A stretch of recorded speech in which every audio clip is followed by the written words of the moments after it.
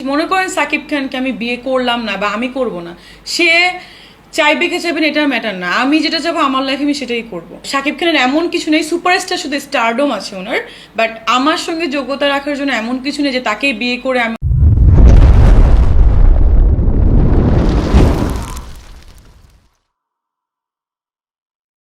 দর্শক, আজকে যে বিষয়টা নিয়ে কথা বলবো সেই বিষয়টা নিয়ে আসলে ফেসবুকে ঢুকাই যাচ্ছে না। আসলে আমরা ঢুকলে বা ফেসবুকে বা ইউটিউবে যেখানেই বলেন ঢুকলেই মানে এই বিষয়টাই সামনে চলে আসছে। তো সেই বিষয়ে একটা কথা বলতে চাচ্ছি।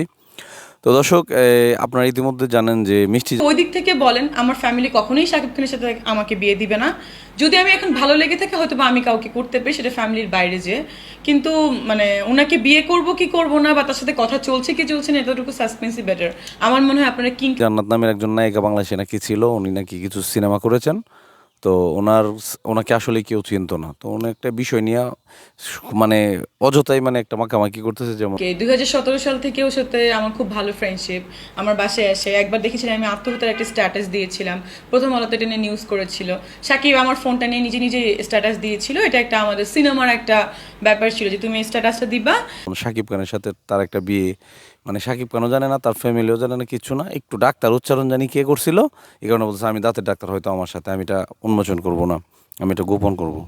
এ নিয়ে তিনি ভাইরাল হওয়ার একটা অপচেষ্টা চালাচ্ছেন বলা যায় না, ভালো চেষ্টা চালিয়েছেন এবং সেই বিষয়ে উনি যথেষ্ট সফল হয়েছেন বলা যায়। মনে করেন সাকিব খানকে আমি বিয়ে করলাম না বা আমি করব না, সে চাইবে কে চাইবেন এটা ম্যাটার না। আমি যেটা চাবো আমার লাইফে আমি সেটাই করব। সাকিব খানের এমন কিছু নেই, সুপারস্টার শুধু স্টারডম আছে ওনার, বাট আমার সঙ্গে যোগ্যতা রাখার জন্য এমন কিছু নেই যে তাকে বিয়ে করে আমি। আরেকটা বিষয় যে এই শাহরিয়ার নাজিম জয়কে নিয়ে উনি বলছেন যে বিভিন্নভাবে, হ্যাঁ, এই শাহরিয়ার জয় ওনাকে বিভিন্ন হাতে কিস করছে, তারপরে বিভিন্ন সময় লং ড্রাইভে যাওয়ার কথা বলে এরকম।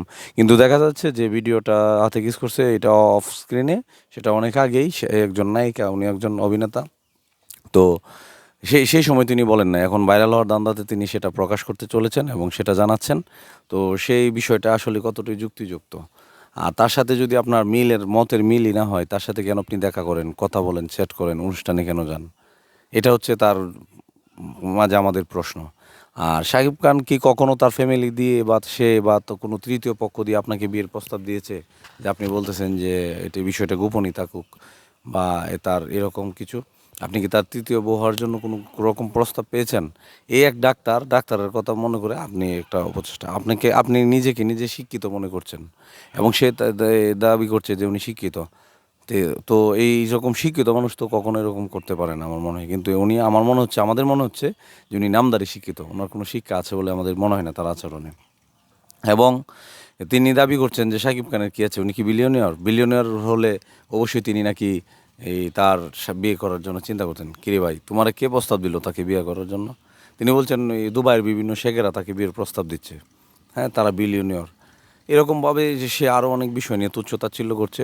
আসলে এটা কতটুকু যুক্তিযুক্ত এবং কতটুকু মানে সমাজের সাথে যায় সেটা তিনি বুঝতে চেষ্টা করছেন। হ্যাঁ, হয়তো তিনি জায়েদ খানের মতো ভাইরাল হয়ে এরকম আলোচনার সৃষ্টি করে বিভিন্ন অনুষ্ঠানে যে টাকা কামাতে চাচ্ছেন, ফিতা কাটতে চাচ্ছেন, উদ্বোধন শুরু করতে চাচ্ছেন। কারণ মানুষ এরকম ভাইরাল টপিক চায় বেশি। সে এরকম একটা উদ্ভট চিন্তা মাথায় নিয়েই হয়তো এই কাজগুলো এগিয়ে যাচ্ছেন কাজগুলোকে নিয়ে। তো আসলে আমরা বলবো আসলে এই কাজগুলা করার কোনো প্রয়োজন ওনার নাই।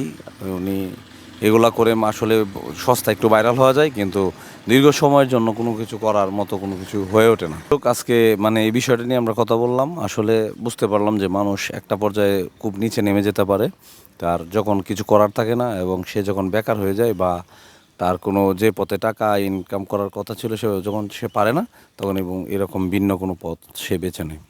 তো দেখা যাক এই বিষয়টা কতটুকু আগায়, এই বিষয়টা নিয়ে মানুষ কতটুকু করে। তো সবাই ভালো থাকুন, সুস্থ থাকুন, সুন্দর থাকুন। আমরা চাই আসলেই সত্য উন্মোচন হোক। সবাই ভালো থাকুক, সুস্থ থাকুক, সুন্দর থাকুক। ধন্যবাদ সকলকে। ওই দিক থেকে বলেন, আমার ফ্যামিলি কখনোই সাকিব খানের সাথে আমাকে বিয়ে দিবে না। যদি আমি এখন ভালো লেগে থাকে হয়তো বা আমি কাউকে করতে পারি, সেটা ফ্যামিলির বাইরে যে। কিন্তু ওনাকে বিয়ে করব কি করব না বা তার সাথে কথা চলছে কি চলছে না এতটুকু সাসপেন্সই বেটার। আমার মনে হয় আপনারা কিং